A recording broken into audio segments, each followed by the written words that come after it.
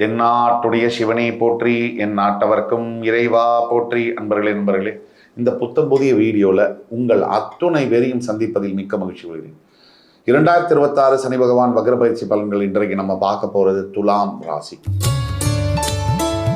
காலபுருஷ தத்துவத்துடைய 7ஆம் வீடு சுக்கிர பகவானுடைய மூலத்திரிகோணஸ்தானம். சித்திரை, சுவாதி, விசாகம் இந்த நட்சத்திரங்களை கொண்ட இந்த ராசி ஒரு மிகப்பெரிய ரொமான்டிக்கான ராசி. காதல், திருமணம் இது எல்லாத்துக்கும் அற்புதமான ஒரு ராசி, ரசனைத்தன்மையுடைய ஒரு ராசி. இந்த ராசிக்கு இந்த 2026 சனி வக்ர பயிற்சி என்ன செய்யும் அப்படிங்கிறத பார்க்கலாம். கடந்த சில வருஷங்களாக துலாம் ராசிக்கு பார்க்குற டிவியில், பேசுகிற யூடியூப்பில், ஃபேஸ்புக்கில், இன்ஸ்டாவில் எல்லாருமே சூப்பர் அப்படின்னு சொல்ல போக வாழ்க்கை என்னமோ காப்பருங்கிற மாதிரி இருக்குது. இந்த சனி பகவானை பொறுத்த வரைக்கும் துலாம்க்கு 6ஆம் இடத்தில் இருக்கும்போது நேர்கதியிலேயே குரு உச்சகுருவுடைய பார்வையை பெறுகிறார், பஞ்சமாதிபதி. இப்போ அவர் ரெட்ராகிரேட் வக்ரமடையும் போது என்ன செய்வார்? கடந்த சில ஆண்டுகளாக துலாம்க்கு பெரிய அளவில் பாரம், அதாவது பெரிய அளவில் தொந்தரவுகள், டார்ச்சர் அப்படின்னு சொல்லுவோம். இந்த டார்ச்சரை கோத்ரூ பண்ண ராசிகளில் துலாம் முதல் 3 இடத்துல வருது.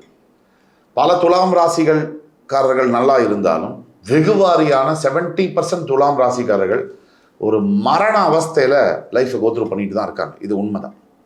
கோச்சார ரீதியாக துலாம்க்கு ரொம்ப நல்லா இருந்தாலும் அதோடைய ரிஃப்ளெக்ஷன் இல்லையே, அதோடைய பாதிப்பு, அதோடைய எஃபெக்ட் வாழ்க்கையில் இல்லையே அப்படின்னு குமரக்கூடியவர்கள் தான் அதிகம். இதுக்கெல்லாம் காரணம் என்ன?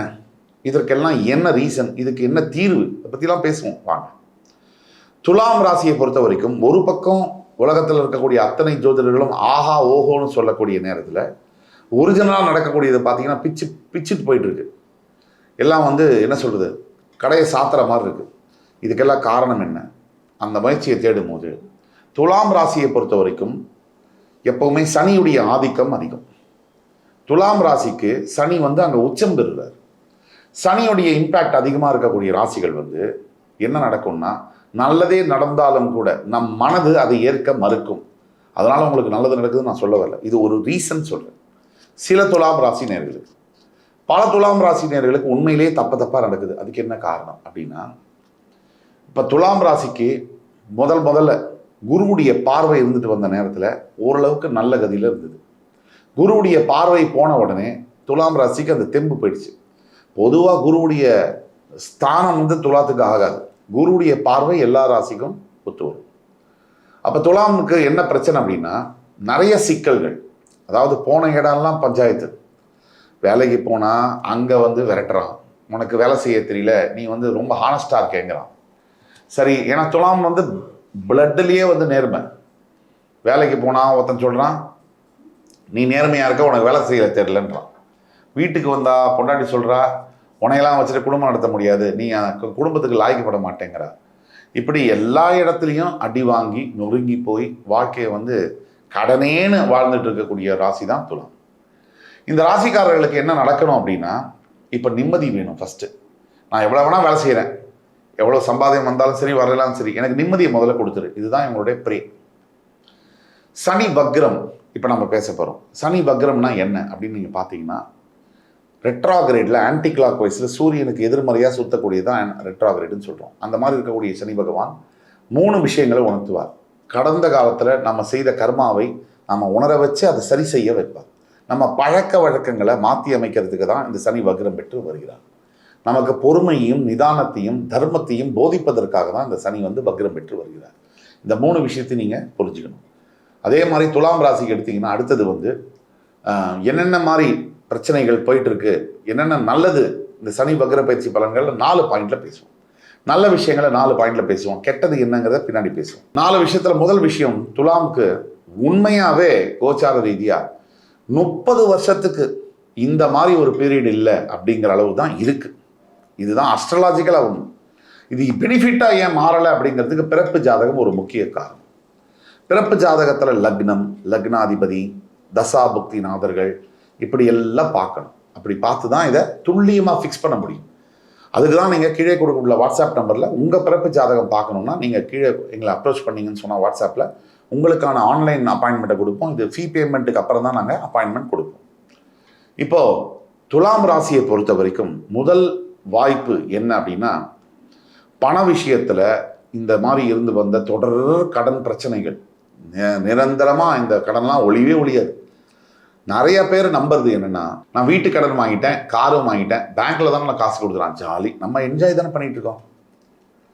கொஞ்சம் நீங்க புத்தியை அப்ளை பண்ணி திரும்பி பார்த்தீங்கன்னா, நீங்க லோன் எடுத்து 10 வருஷம் ஆச்சு, நீங்க வாங்கினது ஒரு 50 லட்சம்னு வச்சுக்கோங்க. நீங்க லோன் எடுத்து 10 வருஷம் ஆச்சு, மிச்சம் எவ்வளோ லோன் கட்டணும்னு அவர்கிட்ட போய் கேட்டு பாருங்க பேங்க்ல. என்னைக்காவது கேட்டிருக்கீங்களா? கவலையே இல்லை, என் பையன் தானே கட்ட போறான், நமக்கு என்ன இருக்கு, நம்ம பசங்க கட்டி தீர்த்துக்கிட்டோம், நம்ம இருக்கும்போது வாங்கி கொடுத்துட்டோம் அப்படின்னு நினைக்கக்கூடியவங்களுக்கு ரொம்ப தவறான விஷயம். நீங்கள் பசங்களுக்கு வீடு கொடுக்குறீங்களோ இல்லையோ, கடனை மட்டும் கொடுக்காதீங்க, கையெடுத்து கும்பிட்றேன்.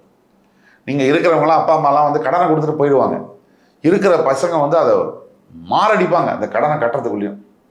அதனால் எந்த அப்பா அம்மாக்கும் என்ன சொல்கிறோன்னா, நீங்கள் சொத்தெல்லாம் சேர்க்க வேண்டாம், பசங்களுக்கு கடன் மட்டும் கொடுக்காம இருந்தாலே பெரிய விஷயம். இதை வெளிப்படையாக பேசுகிறேன்.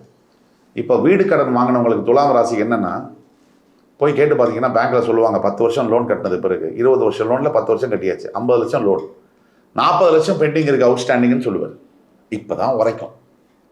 இந்த 40 லட்சம் இன்னும் எவ்வளோ வருஷம் கட்டணும், அது ஒரு 16 வருஷம் கட்டணும் சார் அப்படின்னுவார். இப்போ தான் உரைக்கும். எப்போவுமே இந்த வீட்டுக்கடன் விஷயத்தில் இப்போ வந்து இந்த காலகட்டத்தில் துலாமுக்கு வந்து கொஞ்சம் கொஞ்சமாக பைசா ப்ரீபேமெண்ட் சொல்லுவாங்க, கொஞ்சம் லம்சம் அமௌண்ட், ஒரு 2 லட்சம், ஒரு 5 லட்சம், ஒரு 1 லட்சம், இப்படி கட்டுறதுக்கு ஒரு இஎம்ஐ எக்ஸ்ட்ரா அப்படி கட்டி பார்த்தாலே அதிகமாக கம்மியாகும். அதனால் இதெல்லாம் நீங்கள் துலாம் வந்து பண்ணணும், கண்டிப்பாக பண்ணணும். அதனால் துலாம் ராசிக்காரர்களுக்கு இதை சொல்கிறோம். இப்போ நீ இந்த காலகட்டத்தில் கண்டிப்பாக வந்து பணப்புழக்கம் ஏற்படும், பொருளாதாரத்தில் கடன் தொல்லைகள் கொஞ்சம் கொஞ்சமாக ப்ரீபேமெண்ட் பண்ணக்கூடிய வசதிகள் நடக்கும். அதே மாதிரி உங்களை இது நாள் வரைக்கும் நீங்கள் வேலை செய்யக்கூடிய இடத்துலையோ வியாபாரம் செய்யக்கூடிய இடத்துலையோ கடுமையாக உங்களை எதிர்த்தவங்க காணாமல் போயிடுவாங்க. அதுக்கு என்னவோ காரணம். ஒன்று, அவங்களுக்கு இந்த ஊர் பிடிக்கல, ராஜஸ்தான் நோக்கி நான் போகிறேன், பீகார் நோக்கி நான் போகிறேன்னு போயிடலாம். இல்லை இந்த பிஸ்னஸ் பிடிக்கல, வேறு பிஸ்னஸ் பண்ணுறலாம் போகலாம். இல்லை அவங்க ஃபேமிலியில் ஏதாவது பிரச்சனைனா கூட விலகி போகலாம். ஆனால் விலகி போவாங்க. இதுதான். அதுக்கு அடுத்தது மூன்றாவது, இந்த சனி வக்ர பயிற்சியால் பாசிட்டிவான விஷயம் துலாமுக்கு, நீங்கள் என்ன மாதிரி லைஃப் எதிர்பார்க்குறீங்க, அதாவது எனக்கு இப்படிப்பட்ட ஒரு ஹஸ்பண்ட், இப்படிப்பட்ட ஒய்ஃப் வேணும், அது ரொம்ப ரேர் அந்த மாதிரி கிடைக்கிறது. ஆனால் அந்த ரேர் வந்து இப்போ நடக்கும். நீங்கள் எதிர்பார்க்கக்கூடிய அளவில் ஒரு பார்ட்னர் வந்து அமையிற மாதிரி இருக்கும், லவ்லையும் மேரேஜ்லையும். அப்புறம் லவ் என்பது வேறு, மேரேஜ் என்பது வேறு, ரெண்டுத்துக்கும் கடுமையான வித்தியாசங்கள் இருக்குது.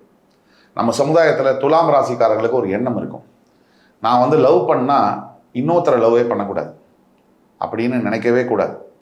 ஒரு காதல் வந்து முறிவடைஞ்சிருச்சு அப்படின்னா நீங்கள் தாராளமாக அடுத்த காதல் பண்ணலாம். அது வந்து கில்ட்டியாக ஃபீல் பண்ணக்கூடியவங்க துலாம் ராசியில் அதிக பேர் இருப்பாங்க. ஐயோ இந்த ஒரே காதல், அந்த காதல் முறிஞ்சிருச்சுன்னா காலம் ஃபுல்லாக எப்படி கல்யாணமே பண்ணிக்காமல் அப்படியே இருக்க போகிறாங்களா? அது வாய்ப்பே இல்லை. அதனால் ஒரு லவ் முடிஞ்சிருச்சுன்னா அடுத்த லவ் பண்ணலாம். ஒரே நேரத்தில் தான் நீங்கள் 2-3 லவ் பண்ணவே கூடாது. ஒரு காதல் முடிஞ்சால் அடுத்த காதல் நீங்கள் பண்ணுறதுல எந்த விதமான தவறும் கிடையாது. இந்த சமுதாயத்துக்கே இது ஒரு கில்ட்டி கான்ஷியஸ் இருக்குது, இதுவே தவறு. திருமணத்துலேயும் அப்படி தான். ஒரு திருமணம் முடிவடைஞ்சிருச்சு, சட்டப்படி நீங்கள் வந்து விவாகரத்து வாங்கிட்டீங்க, டிவோர்ஸு, அடுத்த திருமணம் பண்ணுறதுல எந்த தப்பும் கிடையாது. ஒரே நேரத்தில் தான் இதெல்லாம் செய்கிறது தான் தவறு. இதுதான் வந்து துலாம் ராசிக்காரர்கள் புரிந்து கொள்ள வேண்டியது. இந்த காலகட்டத்தில் நல்ல மன வாழ்க்கை அமையக்கூடிய வாய்ப்புகள் துலாத்துக்கு வந்து எக்ஸ்ட்ராடினரி பாசிபிலிட்டி இருக்குது.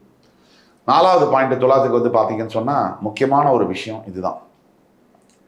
இப்போது ஒரு வியாபாரத்தில் இருக்கக்கூடிய துலாம் ராசி என்பதற்கு வந்து பிஸ்னஸை வந்து எக்ஸ்பேண்ட் பண்ணணும், பெரிய அளவில் அதை வந்து ஸ்கேலப் பண்ணணும், எதையாவது வெஞ்சர் பண்ணலாமா அப்படின்னா இதுதான் அதுக்கு time, perfect time to launch a new business or sub business category. இதுதான் பெஸ்ட் டைம். இதை பண்ணிங்கன்னா பெரிய அளவில் பிஸ்னஸ் வந்து ஸ்கேலப் ஆகும்.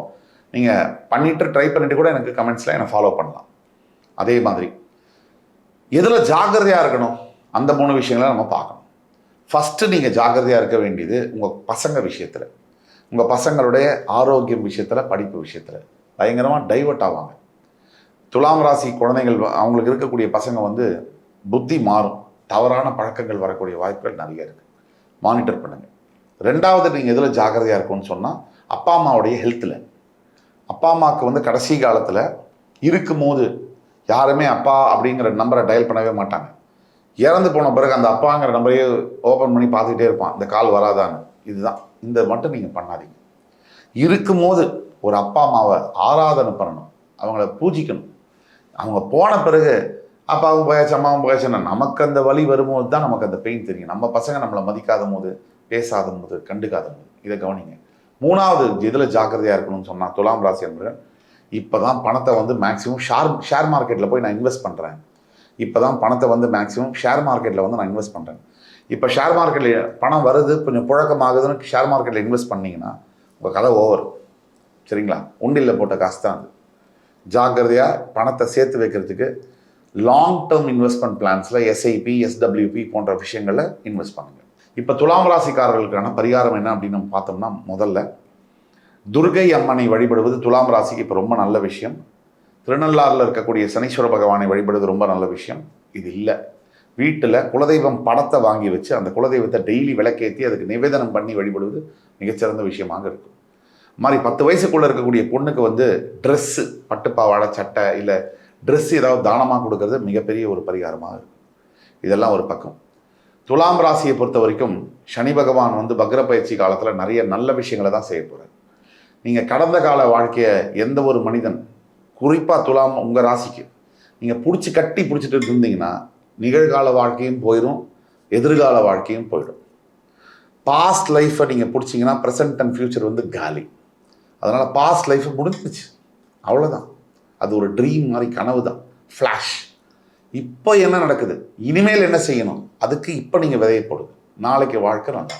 இந்த வீடியோ உங்களுக்கு கண்டிப்பாக பிடிச்சிருக்குன்னு நினைக்கிறேன். அடுத்து வரும் வீடியோவில் உங்களை மறுபடியும் பார்க்கும் வரை என் உயிரினும் மேலான துலாம் ராசி என்பவர்களுக்கு நன்றி, வணக்கம், வாழ்த்துக்கள்.